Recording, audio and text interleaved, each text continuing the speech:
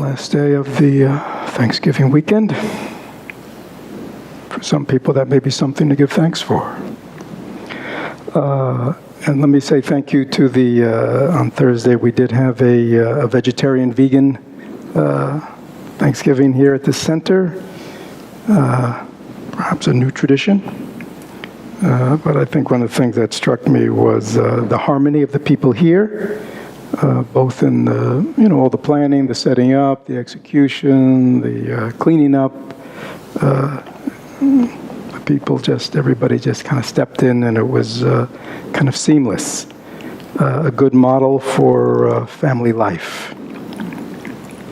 How to work together, be together in harmony and awareness. So I wanted to, because this is the end of the Thanksgiving weekend, and I haven't really spoken. I don't think I've given a Dharma talk here for 3 or 4 weeks. Since gratitude is a core practice in the Buddhist tradition, I did want to take this opportunity so we could speak together about gratitude. And especially in these times.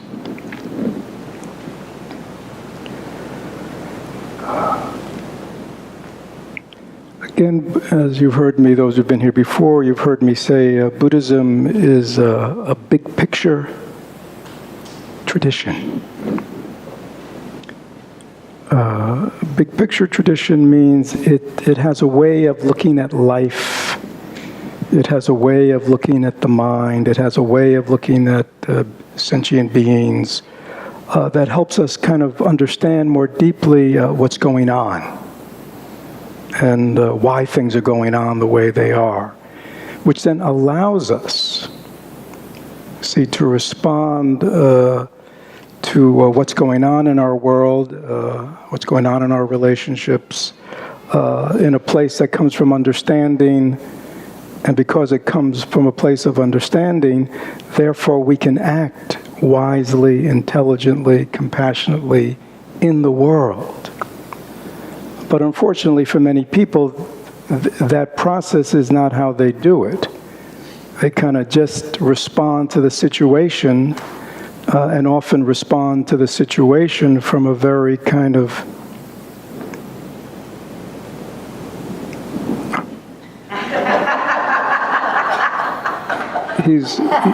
He's the boss, you see. I can continue. Okay.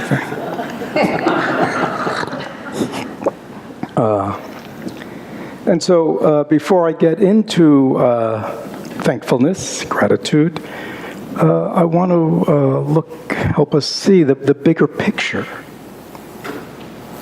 Okay, it's important that we be able to have a perspective on life. In Buddhism, it's called view.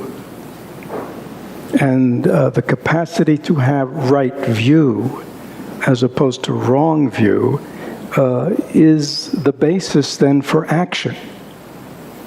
And for many people, we go into action without really looking at our view. Or as we were saying earlier in the meditation, we enter the world, the so-called external world, without a real awareness of our interior world. That's why we get in trouble as individuals, and that's why we get in trouble as a society, and that's why we get in trouble as a world. So this is essential that we begin with the bigger picture. Of course, Buddhism has a lot to say about the big picture, which we won't go into. Totally. But let me just say a few things. For those who have been coming over these months, you know that we are, in our community, we're involved in 2 intensives dealing with the full awareness of the sutra, full awareness of the breath sutra, and the 4 establishes of mindfulness sutras. These are the 4 earliest teachings that the Buddha gave to his students about the practice of mindfulness. And so these teachings and the practices that you've been hearing over these past months and will continue to hear in terms of mindfulness of the body, mindfulness of the breath, mindfulness of feelings, mindfulness of the mind, mindfulness of the objects of mind, etc., kind of describe what it means to be a human being and how we are connecting to the world. See, it's like it's a whole piece that most of us aren't even aware of.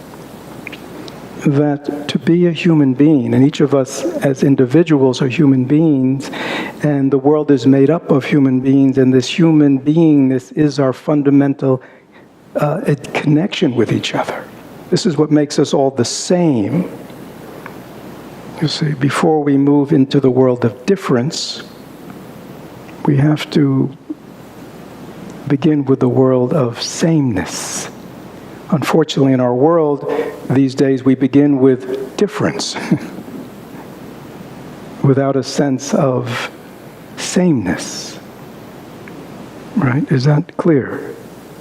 We begin with the world of making distinctions. We begin with the world of individual identities without being aware of the identitylessness of really what it means to be a human being, which really allows us to experience and see our interconnection rather than our disconnection or separateness. So without this fundamental grounding in the way things are, that is revealed to us through the practice of mindfulness, without really understanding who we are and how we come into the world. You see, we come into the world through our five senses and our mind.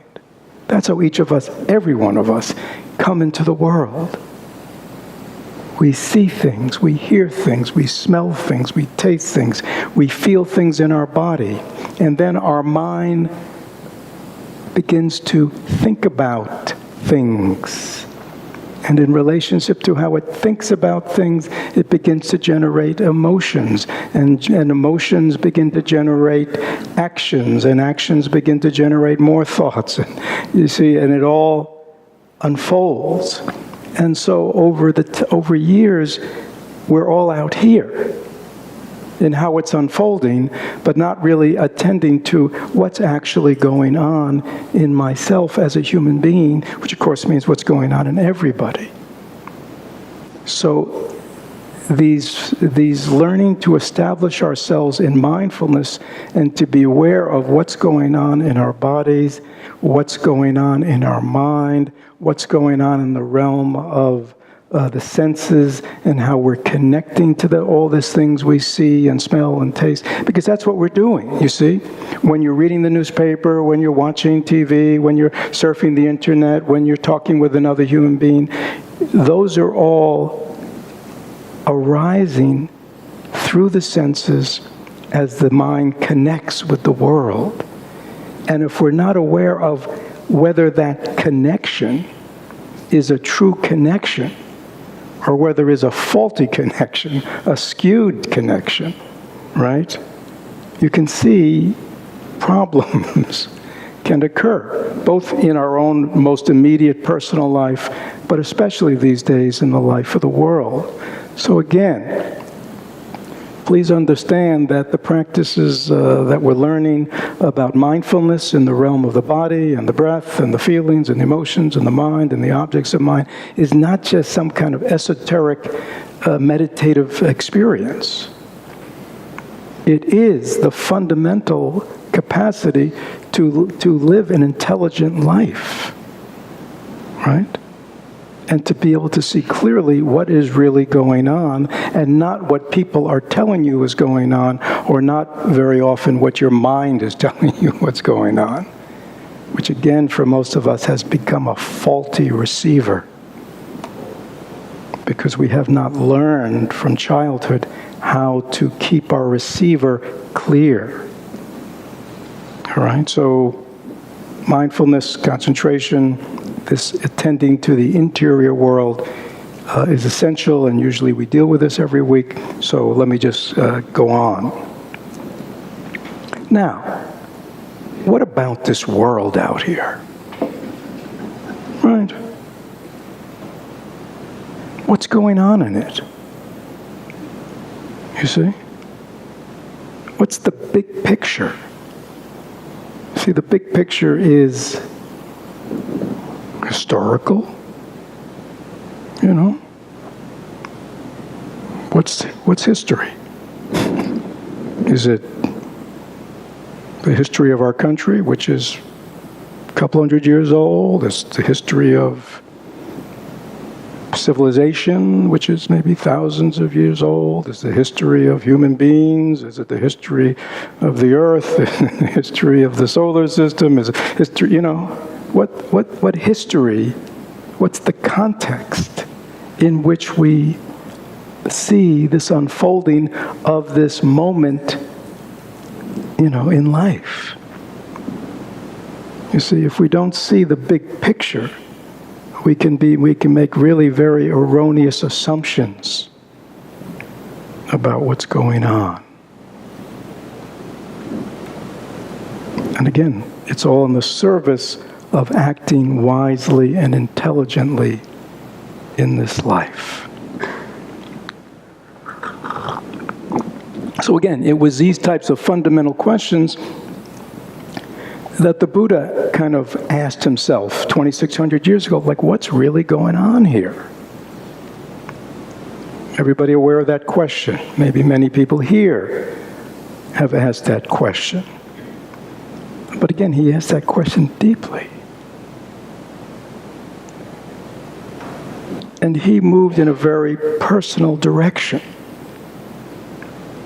Even though he was in a society, and even though he had a place within the caste system and the class system, and he had a place within a complex society, the questions he asked were more about what's really going on here in human life. And one of the things he discovered was impermanence, change. You know, that human beings are not here forever. That everybody actually is here for a very short time, and even that short time that we are alive is an unfolding movement that goes from birth to death, right? And that the life of the body, which begins at birth and ends at death, also is conditioned by a constant changing, aging, prone to sickness and disease. Right? That this was also very much part of this unfolding of what it means to be a human being. And he thought that this was quite extraordinary. You see? It wasn't like just an intellectual, because in a certain way these things are obvious, right? I mean, everybody would say, oh yeah, people are born, people die, I understand that. Along the way, there's sickness, old age, and, you know, okay, I understand that. But he was like, oh no, this is big. You see, because if this body is just temporary and is prone to all these kind of impermanent changes and eventually is going to die, then having a life just focused on taking care of the well-being of the body and the indulging of the body as the focus of life totally doesn't make sense. Right? And when he looked around and said, well, and all the things that we accumulate, and all the things that we strive for, and all the relationships we have, they're all impermanent and temporary too, and everybody is subject to change too, then making that the sole purpose of life also seems to kind of be missing the mark, right? As well as he saw that, you know, just a lot of changes, ups and downs, back and forth, success and failures, things going our way, things not going our way. You know, he kind of went, woo. So this is the way things really are, right? And so kind of seeing this whole conundrum, he began to kind of look more deeply into life. You know, is there more than this? And of course, for those of you familiar, won't go into it, he looked deeply into his mind, and he came to realize that there was another whole way of being, another whole way of living, another whole way of experiencing life, another whole way of relating to the objects of the senses, the things we see, smell, taste, touch, and even the realm of our thoughts, that produces a state of well-being, of ease, of joy, and that allows us to enter the world of impermanence and change in a very even, wise, intelligent, compassionate, empathic way. Right? But to do that, one has to kind of enter through a transformative process where we begin to act from the way things really are than the way people think they are. Okay, so that's kind of the spiritual life. Okay, that's the Eightfold Path, right? But with a clear understanding that as long as people don't see that, and especially as long as people are devoted single-mindedly to their selves and the satisfaction of the needs and desires of their individual self, there will always be suffering. Because that is the cause of it. Right? Now, if you extrapolate that to being a single human being, and you times that by 6 billion, right? And again, these 6 billion people were not always 6 billion. They were a lot less than those 6 billion. And they actually, were kind of scattered about, right? And in their scattering about, their capacity to act out in an unintelligent, in harmful way to kind of intensify not their own suffering, but suffering of others, was kind of contained, somewhat limited. And again, in our technological and human advances, we have created the basis for what? Kind of one world. Which, if this one world was being lived by people of awakened minds and who really understood their interconnection with each other and could really coming from a place of wisdom and love and understanding, that could be quite wonderful, couldn't it? The capacity to really create a wonderful world with each other. But unfortunately, because that inner world, that inner misperception, that fundamental ignorance has never been dealt with other than just a small part of society, that interconnection through modern technology just allows what? Ignorance and delusion and affliction just to be intensified immensely. Right? So that is why today, even more so, and again, we know that in our own country, that this inner world has to be attended to. If it's not attended to, if it's not taken care of, if people don't begin to wake up and understand who and what they truly are and who and what they're truly not, the basis for more suffering and delusion, denial, etc. will increase. Why is the world the way it is? Because of causes. Because of causes. The Buddha taught cause and effect. Right? So we don't have to be lost in, I can't believe this is happening, or this shouldn't be happening, or why is this happening? It's all because of causes. When you understand causes, you'll understand why things are arising. If you want to change things, you understand how you have to change causes to create new effects. It's kind of a simple process. But again, with this kind of, what I'm setting out here in a very simplistic way, is again allows us to enter the world with what's called realistic expectations. Right? Exactly. It's a kind of a psychological, realistic as opposed to unrealistic expectations. Many of us enter the world with unrealistic expectations for ourselves, for those around us, for the whole world, but we want to have realistic expectations.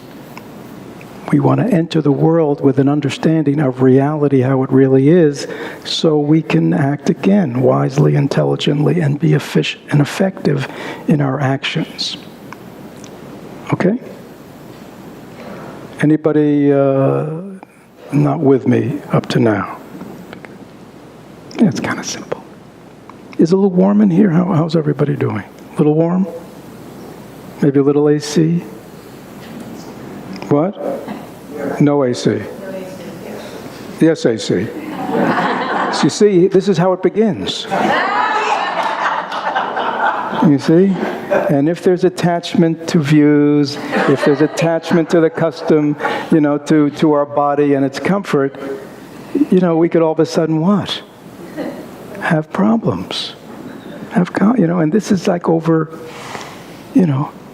30 minutes of comfort or discomfort.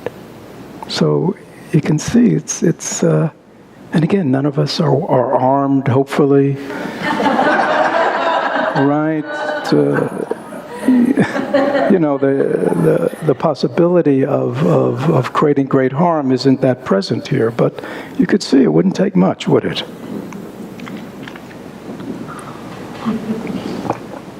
Is that interesting? We didn't resolve anything on that matter.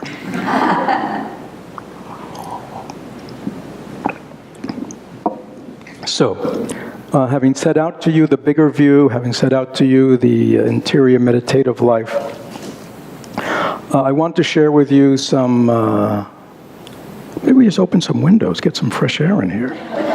How about fresh air? This is Florida in its best, right? The air is fresh, the air is cool.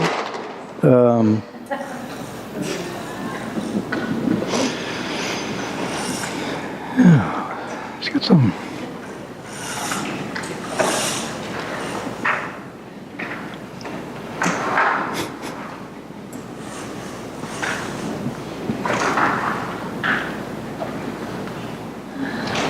Yeah, that's better.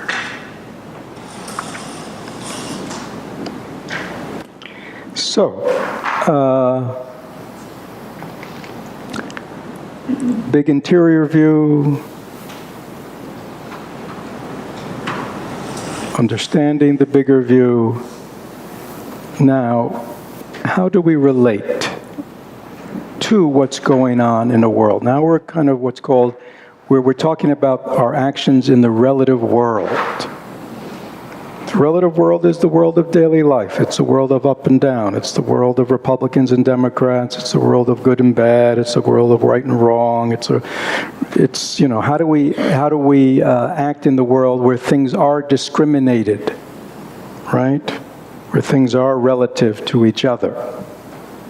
How do we relate to this everyday world, especially what's going on in the world today? So I want to share with you and many of you who've been around over the time know that we've had a lot of intensives and teachings in the past on the mind trainings, the slogans that are generated by the great Indian teacher Atisha, who came to Tibet many centuries ago. And I'm looking at this book, The Great Path of Awakening, the classic guide to using the Mahayana Buddhist slogans to tame the mind, awaken the heart. And again, lots of teachings and practices on this. So I want to read from the section that is called The Transformation of Adverse Conditions into the Path of Awakening. Okay, so there may be many people in this room, in this society, who believe that there's a lot of adversity in the world today, and that there are a lot of adverse conditions in the world today and in our country today.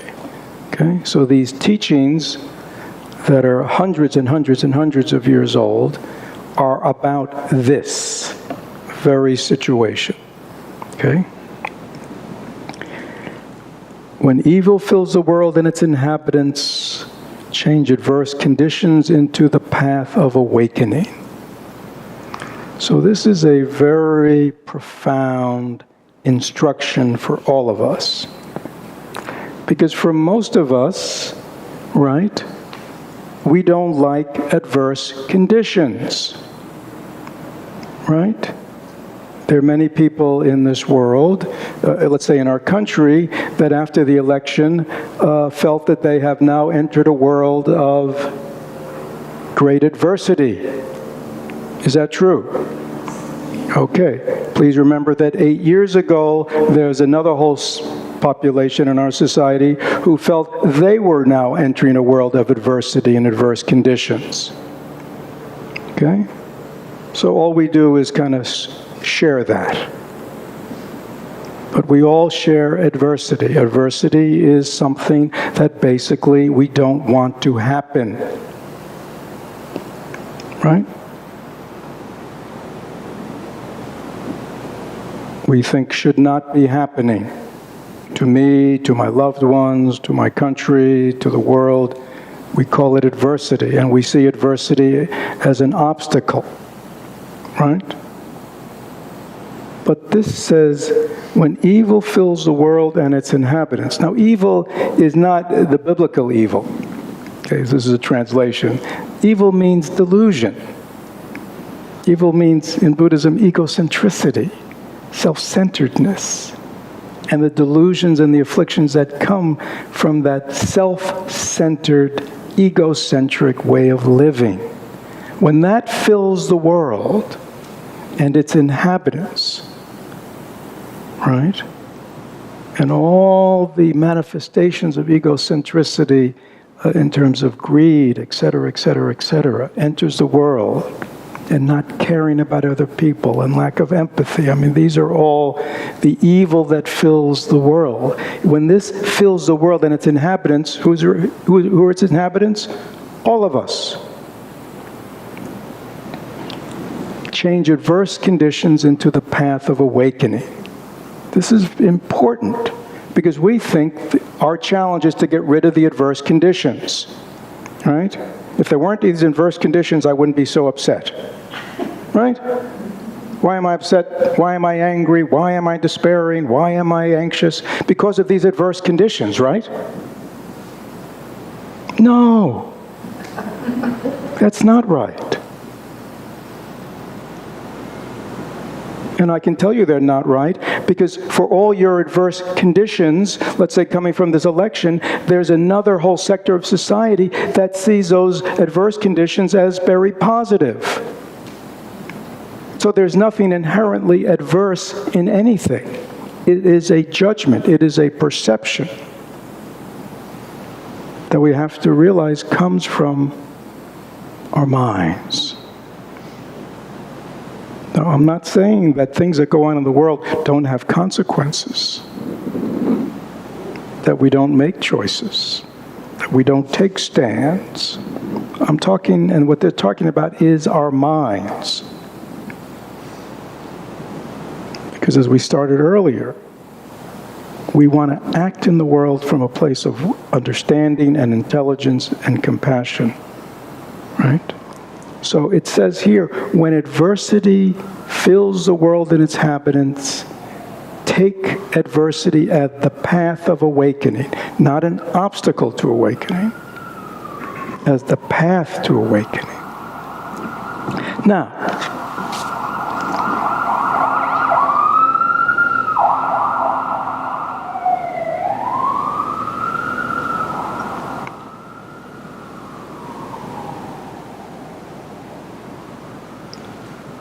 what is a path to awakening? What is it that we want to awaken? See, that's important, right? So if I'm going to transform adversity into a path of awakening, what do I want to awaken to? What am I trying to awaken within myself? Well, I'm trying to awaken clear seeing. I'm trying to awaken understanding. I'm trying to awaken compassion. I'm trying to awaken loving kindness. I'm trying to awaken generosity. I'm trying to awaken patience. Right? Right? These are the kinds of things that I want to awaken in me. Right? When we're on a path of awakening, it's not some abstract, generic path, is it? No, it's an actual path that is awakening things within my mind and spilling out into actions of my speech and my body. Right? So, if I understand that what is called adversity is simply something happening. Is that clear? That's all. Adversity is just something happening that I am calling aversive. Right? The thing, whatever is happening, doesn't call itself adversity. Does it? No. It's just something happening. We label it aversive. Why do we label it aversive? Because we don't want it to happen. Right? Things we want to happen, we label good, positive. Right? And we forget that these are just labels. So when we as individuals have a situation that we begin by labeling aversive, how do I transform my response into an awakened response? Well, it means that I am using that situation in my life, within myself, within my society, to awaken within me understanding of cause and effect, understanding of why things arise the way they do. If I want to change something, maybe I got to change the causes, then it changes the effects. I'm trying to awaken again my patience. I'm trying to awaken my empathy, right? Because, people that we think are causing adversity in our society or to ourselves, do we like them? Do we like them? Are we empathic to them? Do we really care about their sufferings? No. We care about our own. Isn't that true? Yeah. How do I awaken true empathy? Right? How do I really awaken my capacity to understand others, especially others who don't happen to see life the way I do? Now, we live in a very diverse world. Anybody notice that? I mean, people are just all over the place these days. They're into all kinds of things, aren't they? Yes. It's wild out there. And it's not getting better, is it? No. And that's the way it is, isn't it? Isn't it? I mean, we're all looking at the same world. I mean, that's real, isn't it? That's really what's going on. Why is it going on? Causes and conditions. How can I be in disbelief about reality?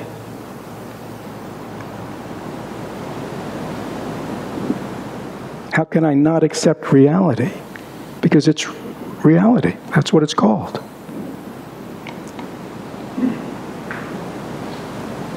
Okay? Traditional people who don't want to live in reality, we call them crazy. Except when it's us. Right?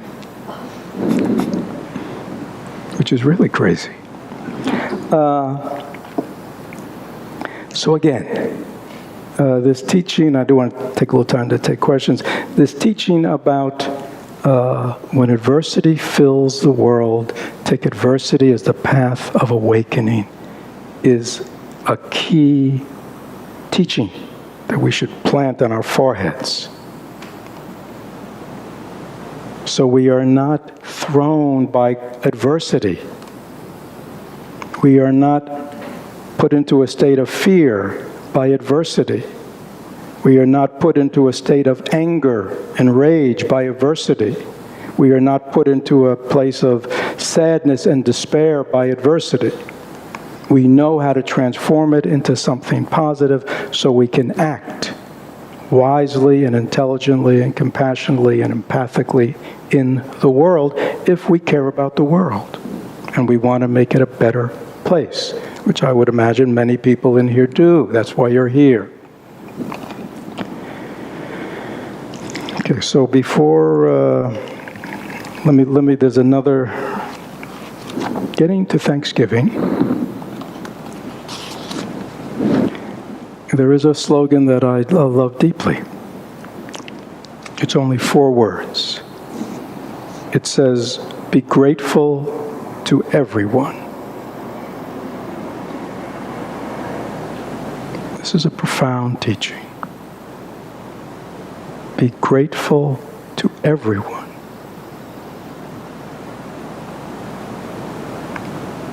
So these trainings, such as the one I just met, and all of them, are made to be little pith trainings that one can use to guide one so one can act in the world in an awakened way. They are the words of awakened teachers who have shared the way they perceive things. In Mahayana Buddhism, we call that the bodhisattva mind, bodhicitta, the awakened mind. And so awakened people have shared with us how they view things. Be grateful to everyone. Not be grateful to some that I choose. Not be grateful sometime and not other times. Not be grateful to this situation, but not that situation. It says, be grateful to everyone, everything. That reveals in that slogan the Buddha mind. When that Buddha mind enters the world of relativity, when the Buddha mind enters the world of 21st century America, it's grateful to everything. Now again, most of us recoil at that because we go, what? Well, certainly there are a lot of things that I'm grateful for, but how can one be grateful for what? What? Adversity. How can we be grateful for injustice? How can we be grateful for war? Right? Come on. How can we be grateful for exploitation? How can we be grateful for climate denial? How can we, right? Aren't you kind of rebelling against this? Yeah, let's get real here. This is not dogma, this is not spiritual pablum to go, oh yeah. No, we don't like this at all. Be grateful to everyone, do we? Aren't there people in your life that you don't like? That you're not grateful to? Or am I the only one?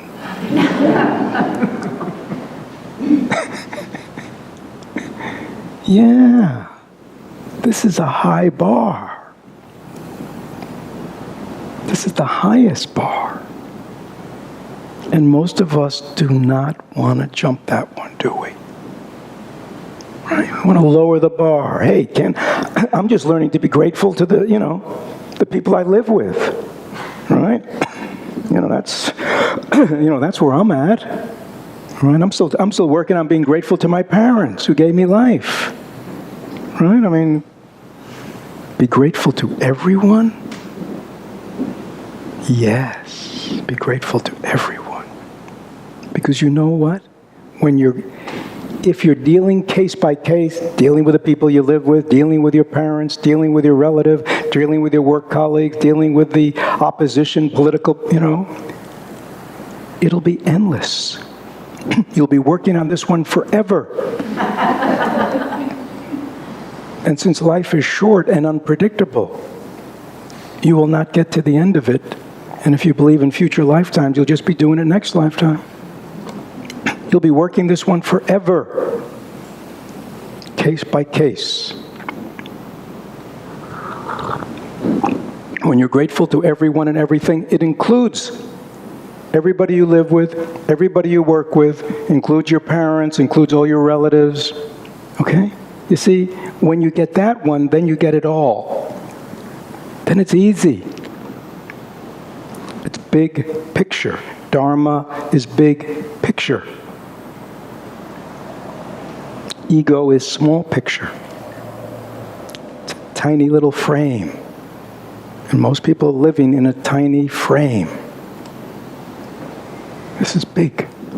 This opens it up. This shows you a different way.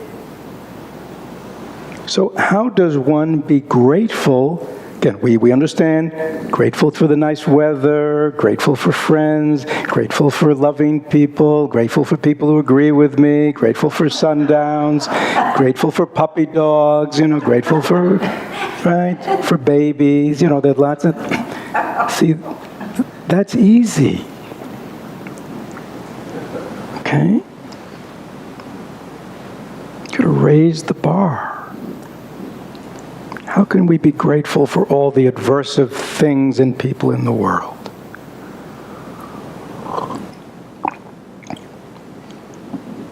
Yes.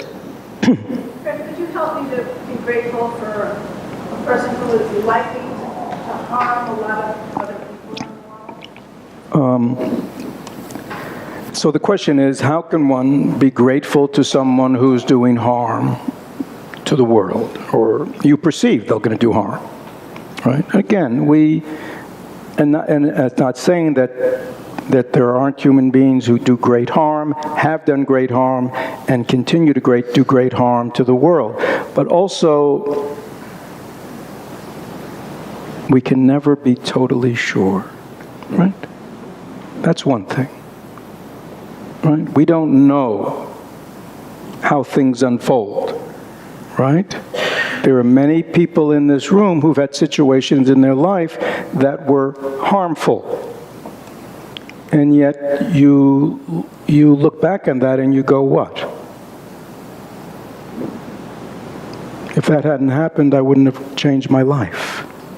I wouldn't have turned things around. I wouldn't have, right? So it's a big picture, you see? And like you said, to become aware that there are people who may do harm to the world by their actions brings out in you what? Or hopefully will bring out in you what? No. Well, I mean, maybe for 5 minutes. Maybe a little hit of anger at injustice for 5 minutes is good. But the world doesn't need more anger, does it? The world has plenty of its own. Have you noticed it? The world doesn't need more anger. The world needs more what? Yeah, if you become aware that there are people who have the capacity of doing great harm in the world, then that should awaken in you what? Beatrice. Well, and also a desire in yourself to create a world and to take actions that support and nourish life, and to protect those that are maybe being harmed. Right? You see? And without that, Beatrice might just be, going through her life, enjoying the weather in Florida, and, but all of a sudden she touches that awareness of there are people doing harm to other people. There are people in harm's way, and that awakens her up with her compassion, sense of connection, and perhaps action. That's good. You've taken something that was aversive and you've used it to awaken something positive within yourself. Okay, that's what that means. It's not like you go, I am grateful to all the tyrants of the world. Long may they live. No, it means I am aware that there are tyrants in the world, but I understand the causes and conditions that produce them and support them. Right? I understand the suffering, the ignorance, the delusion the greed, that underlies that.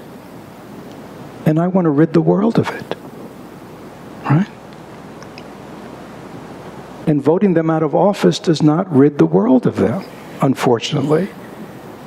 Because people are not the problem, as Thich Nhat Hanh said.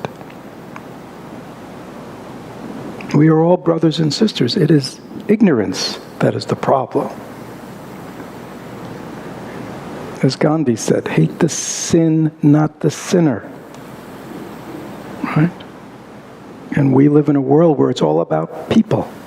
So much easier to hate the person than really see what's underlying it. That's what if we want to hate something, hate intolerance, hate bigotry, hate greed, hate narcissism. I mean, those are good things to hate, if you're going to hate. But we end up hating people. Does that? Yeah. Be grateful to everyone.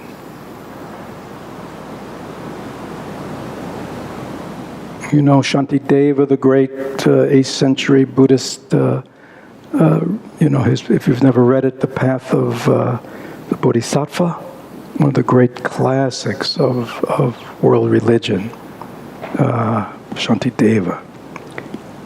In his section, one of his verses, and it's all in verse, and it really lays out the whole Mahayana teachings.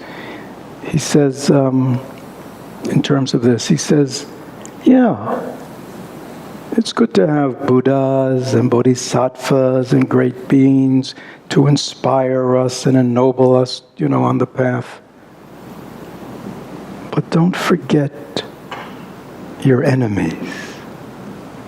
Don't forget the people who give you a hard time.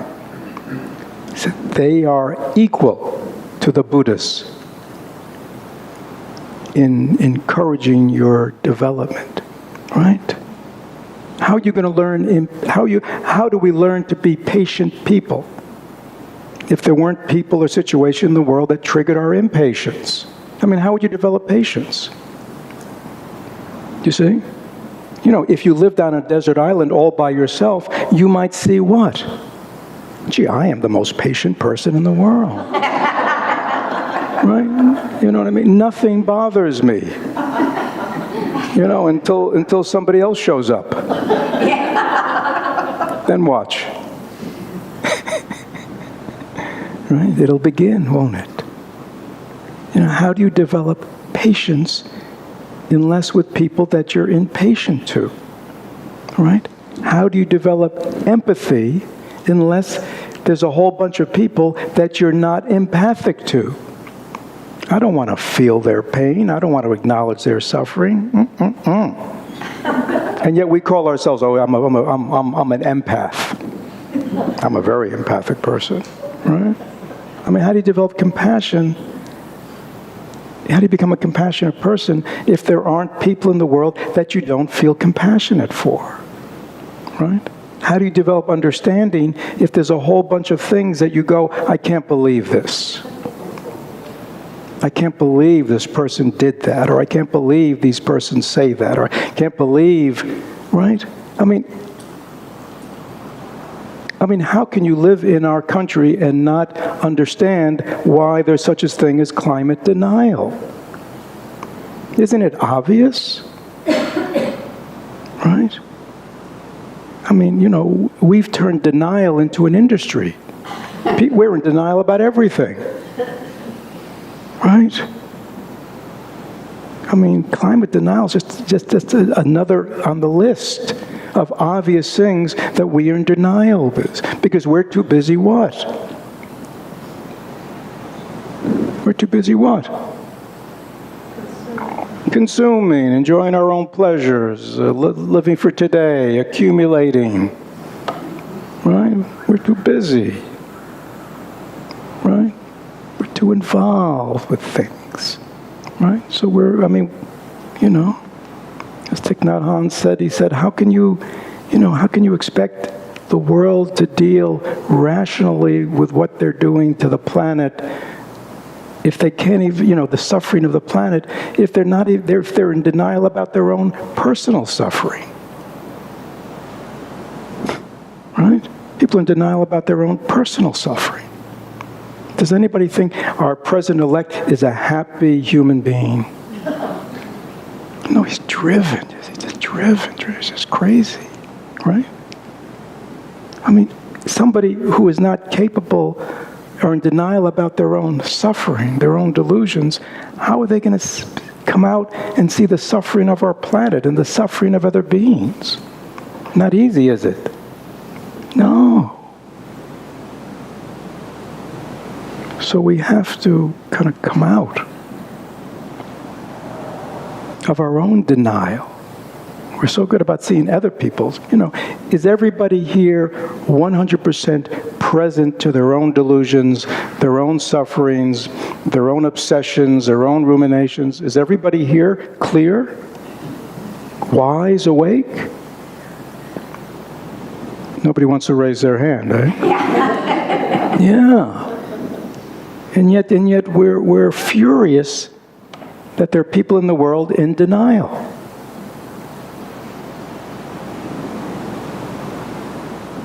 Right? Denial rises out of something. And it is not something that none of us know. There's not a person in here who doesn't know narcissism. Narcissism means what? I'm focused on meeting my needs. That's my world. Is there anybody here who thinks they're totally absent?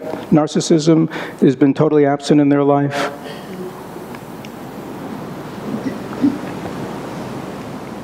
And then we go, I can't believe. Narcissism. Narcissistic individuals.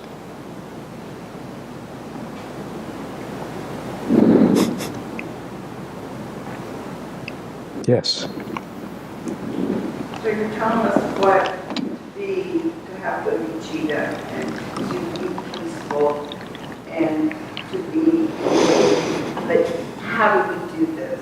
How do we be grateful for people that may do conversion therapy on days? How can I be happy? Hold on. Hold on. Be grateful to everyone is a way to enter the world and the way things are. So you're saying convergent, that's where... Hence, we're talking about conversion therapy. Oh, okay. All right. So what is that about? I don't know. Would you say it's ignorance? Would you say that it's ignorance? Yes. Okay, so that's one. It's ignorance. Is it self-righteousness? Is it intolerance? Yes. Yeah, okay. There we go. I have compassion for that. Well, we have to have... first we understand that that's what that's about. Okay? The human being is just somebody who's been taken over by that. See, it's widespread, right? It's like the flu. You're exposed to it, right? And obviously, Thich Nhat Hanh, Call Me by My True Names. Everybody know that great poem of his. He says, I am the boat person, and I am the pirate who is attacking the boat person, right? That's a big mind. Right? I am the young woman being raped, and I am the rapist. I am the frog, and I am the mayfly. That's not approval. That's understanding that causes and conditions have brought that person to where they are and why they are doing what they're doing. And it's the understanding that, again, I don't really know much about our Vice President-elect, but I can assure most of us in here, if we've been brought up as a baby in that home, raised the way he was raised, had all the experience he had, we would be saying the same thing. It's causes and conditions. It's not that we approve, but we understand. And then the question becomes, well, how do I change that? How do I change the causes and conditions that produce that kind of way of looking at life, you see? That's our challenge. So when we act in the world, we don't just act with more, because what's everybody else doing?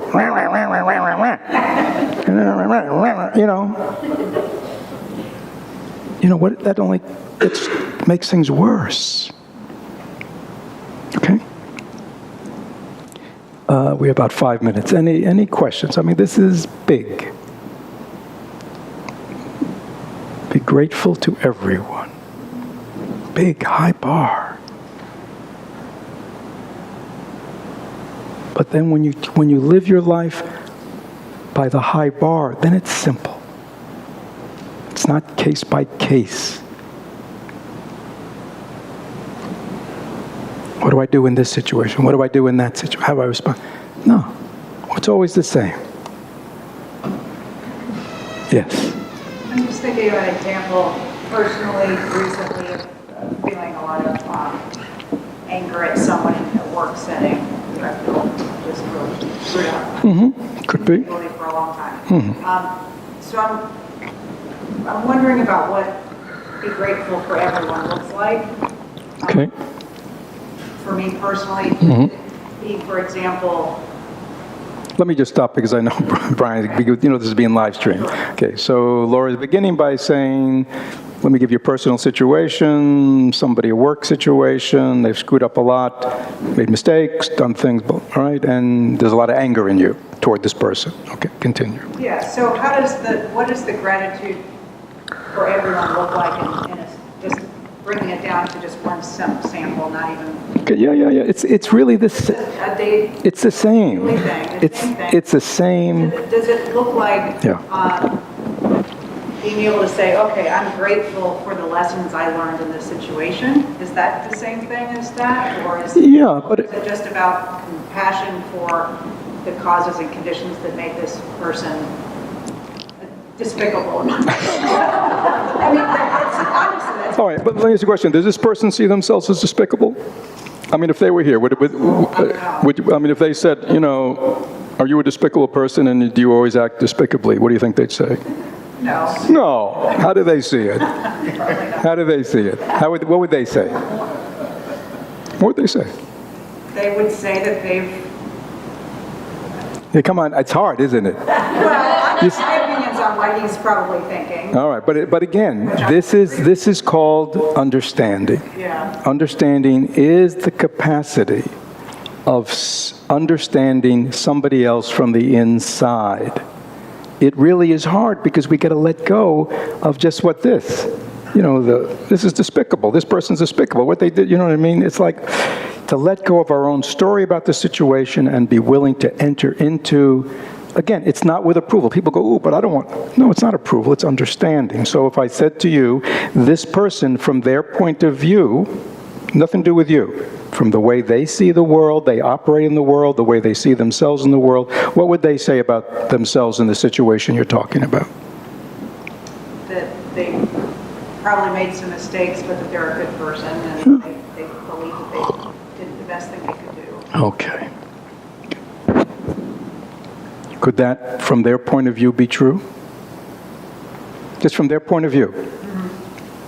If you were in their body, in their skin, in their mind, in this situation, can you understand why that is a perception that person could have? Now, when you do that, and you let that come into you, this is not approval, don't worry. Okay, this is just understanding. What happens to that anger and hatred for this despicable person? Good lessons for a few. Yeah. Well, you gotta, Laura, you gotta work it. It's not just a one-time affair. You gotta work it, right? But you see, we want to hold on to our self-righteousness. We want to be right, and we want them to be wrong. But again, the situation is, this is life. Laura, you paying close attention? Pay close attention.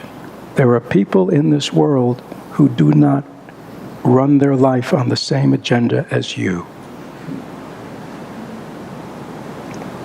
And there are lots of them. And that's the way it is. And if you go into the world thinking that your way of doing is the only way or the right way, you're going to be either angry a lot or despairing a lot, okay? But the world is filled with all kinds of people. I mean, in this room, everybody thinks that the way they sees things is the right way. And this is like, 60, 70, 80 people. Luckily, they're all quiet now.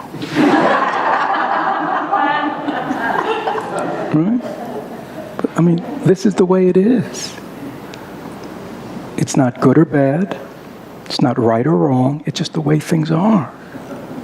And if we want to be in the world and we don't want to be angry or scared or sad or, all the time or up and down, we need to be in the world as it is. Now, it doesn't mean that this person you're working with or works for you or something doesn't have to be dealt with. Okay? This is not like passivity, but it means when you act from intelligence. You act wisely and skillfully. And to do that, anger is not the emotion you want to have in your mind, because when anger is present in your mind, as you know, right? And obviously this is a situation that has to be dealt with, right? Who's going to deal with it? And the question is, how do you want to deal with it? From anger? I mean, if you think about, if you step back and think wisely, if you get out of Laura for a moment, step into bigger picture, does Laura have to deal with the situation? You're going to be third party. Does Laura have to deal with the situation?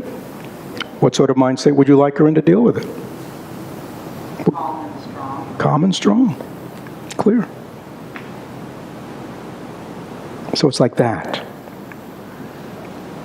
Understanding doesn't mean you don't act, but understanding means you act from intelligence rather than from emotionality and from self. It always gets us into trouble. Right? I mean, if you really think this person acted despicably, I would say then this person's self was maybe too present in their actions. Right? There's another slogan that says, drive all blames into one, the one being the self. And if we want to look to the root of so much that's negative in the world, it's just selfishness, self-centeredness. So why don't we stop here? Be grateful to everyone is the slogan of the day.